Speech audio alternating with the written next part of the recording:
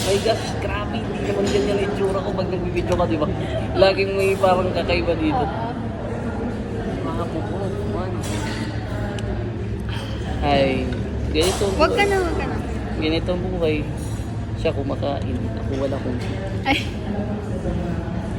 Grabe naman to. Sige, sabihin mo sa mga boy, manliligaw mo na wala kang boyfriend.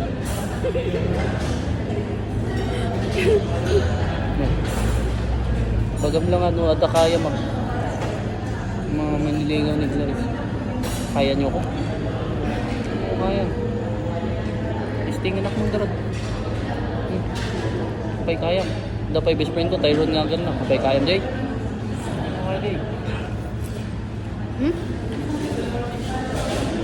Harap?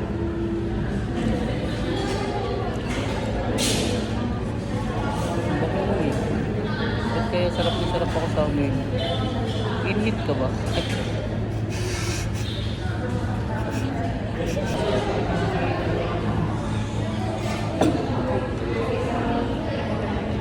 You have to gramo your calories. Kumain ka na. I only need to talk ako sa videos because you know, Lagay ko I na to. always educate people who watch videos. Ilagay ko na to doon. Oh sure, why not coconut drink?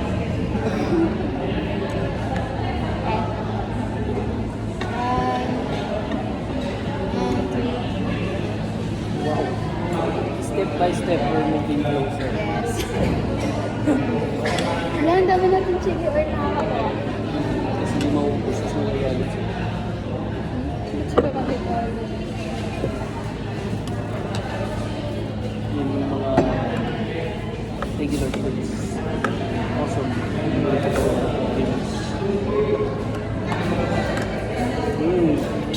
Lord.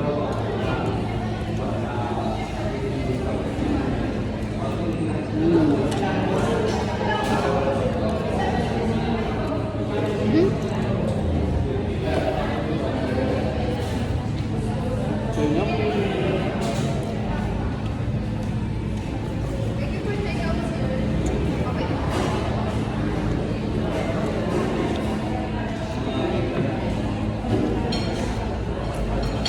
Sarap. Sarap yung bukto, alam mo bakit? Lahat. Walang ugas.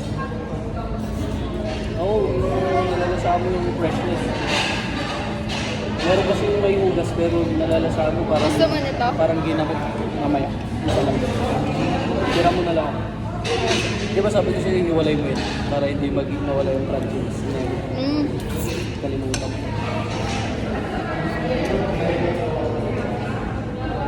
Sasabayan ko sa'yo pag ganun sa jeep pero sa may Cosmopolitan, pababa na ako. Kasi magpapagupit ako dun. Sorry, nakamot yung kati. Sobra kalag. Kaya, dugawan sa may gamit. Kasi yung payat ng face ko, solid, may pangaw. Ay, nakakaganda yung ilaw. Tsaka may pangaw. Ayun, ang haba ng leg. Diba? Carl, sa ating you have to eat. Kung sobrang ka sa payat, buli-buliin ko ng mga klaseng clothes.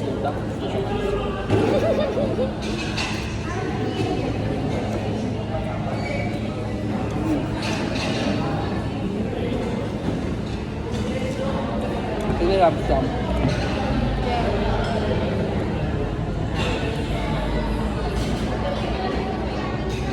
Ayos ko dito. Tagal din natin di kumain dito.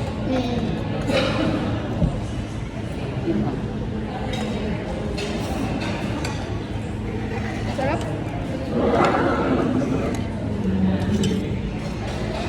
Mayroon akong kwento. Layo ko itong may sabaw. Kumaram. Kasi meron akong Hindi sa di ka pumayat sa Di ba yung kaklase ko na bingi? Ay. Di ba mabad kasi ako sa kanya? Tapos kanina, wala kasi kaming ginagawa. Tapos naglalaro lang ako ng yung coffee shop. Alam mo yun, di ba? Pero sa iPad ni Rachel, di kitang-kita. Tapos kinakausap, nagtatype siya sa akin, nagtatype siya, tapos pinapabasa niya sa akin na, oh, why are you, ganyan. Playing. Oo, they want to become a cafe owner, ganyan. Tapos ako, parang gaganda lang ako kasi sa likod ko siya. Nagka-thumbs up lang ako tapos tumatawa. Tapos maya nag-text siya na, can you make cafe heart, ay cafe latte na may heart daw. Ganun. Tapos ako, nakitawa lang ako. Tapos meron siyang picture dun sa notes. Oh. Yung parang, Rochelle, basahin mo to. Sabi ko kay Rochelle, basahin mo to. Bakit nagpapagawa siya ng my heart? Ganun. Tapos hindi ko na... Alam sa laro na pinapagawa. Ha? Wala nga doon, pero parang nagpapa-harder. Tapos ilang beses na kasi ako Ay, lalaki yun? Crush ka no? Masarap naman yung pagkatamis eh. Diba? Hindi ko ba na-try? Tignan mo. Ako, masarapan ako eh. Siyempre, hindi ko naman maano kasi may language barrier kami. Kaya ako parang, gumagal ako. Tapos hindi ko na siya nakakausap. Tsaka busy kasi ako naglalaro, kaya ayaw kong siya kausap. Puro ganito lang ako.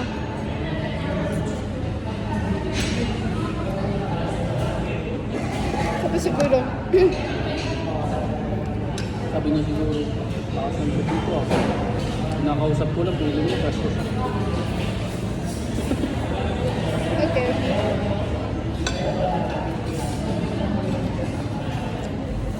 Tapos ano, siguro naramdaman niya na pinag-uusapan namin siya ni Rochelle. Huling ko siya. Sabi niya bigla, puro daw kasi puro heart daw yung mga latte art na nagagawa. Hindi kaya? Madali kasi. Kasi ano lang yun. Yun lang pinakuna ko natutunan.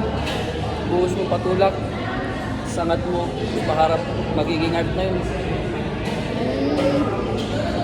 Siguro yung perplex na kaya niyang gumawa. Ay baka nga Kaso naging iba OA lang ako. Ito naman. Pag gano'n maging mabait yan, alam naman lang nila sa sarili nilang mahirap silang tumatasa sa pag-ibig na normal. Hindi, totoo naman. Alam na nila yun. Hindi na sila nasasaktan sa gano'n yun.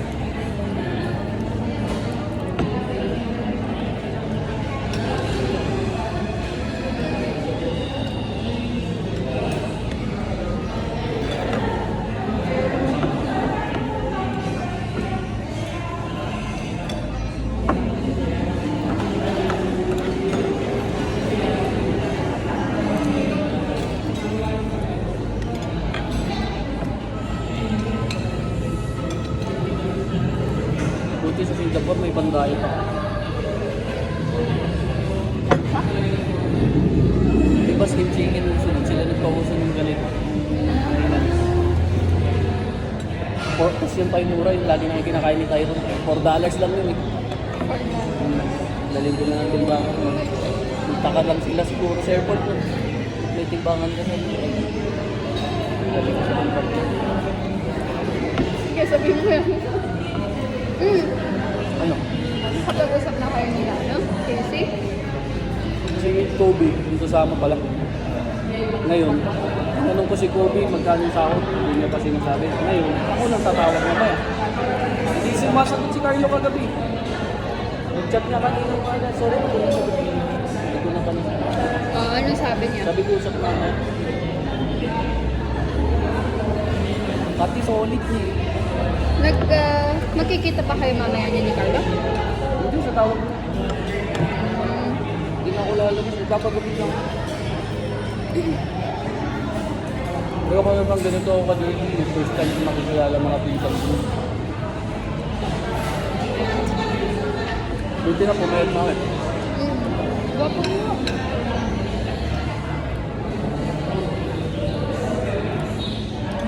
Kasi nata ako ng mga nakakasarili ko babae tumatakbo. Hindi ko pinapansin kung good morning. Hi sir, good morning. Yan lang ako. Tapos, ganyan naman ako. Kaya sumama ka ng kumakbo sa akin. Mag 3K ka lang. Di ba sasama ako? Ngayon,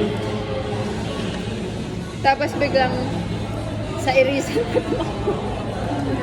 biglang namatay si dito. Malungkot man si Papa. Hindi niya lang napapakita. Titignan ko sa kanila habang nagkikwento siya. Huling nagkita kami, malakas pa si Kuya eh. Ilang taon lang bedridden si Tito. So sobrang tagal na. Di ba? Wala, nakakalungkot naman yung bata. Ito na, kasama ko, mamaya pala. Hindi niya pala kaya, ginagin lang siya, di ba? Hindi alam ni Tito yan sa sarili niya. Siyempre, yung mga kaibigan niya, di ba parang may mga kaibigan niya. Wala na.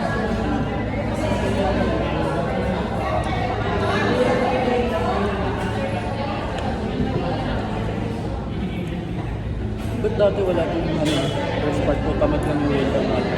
Hmm? Hindi naman yung order ko nun, sabi niya walang rest card. Pilit ko tamad lang yung welcome natin. Pero kasi kapag kumakain tayo dito, it's either weekends or gabi. Baka na ulit.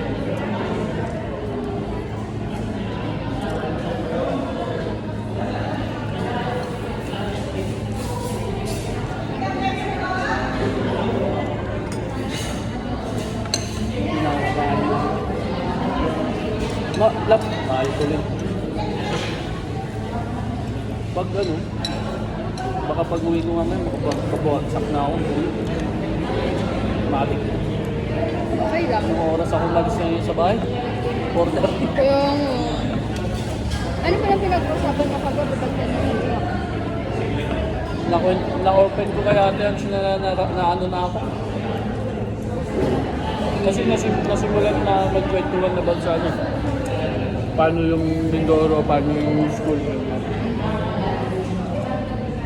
Hanggang sa na-open ko yung nahirapan. Oo. Sabi nyo naman, maswerte nga sila. Meron pa eh, lang yung ito pa sa mga kailangan. Pareha lang kayo yung sabi nila. Yung ngayon nga, huwag ko daw sabihin kung pumasawa yung dito. Sabi niya? Di ba ganun si Kuya Bo? Hmm. Huwag ko daw sabihin. Kahit kanino, kahit daw sa'yo. Hmm. Bakit? Wala. Huwag lang daw sabihin. Kasi nadi-disappoint. Ay, kasi feeling mo kasi nafe-fail mo kami. Oo. Para wala daw ako mapil na gano'n. Kumbaga hindi ako kakabahan. Isipin ko daw, pera ko yung pinambayad ko ng exam yun. Di ba lagi ko sa'yo sinasabi na isipin mo ginagawa mo yun para sa'yo kahit parang hindi naman preso.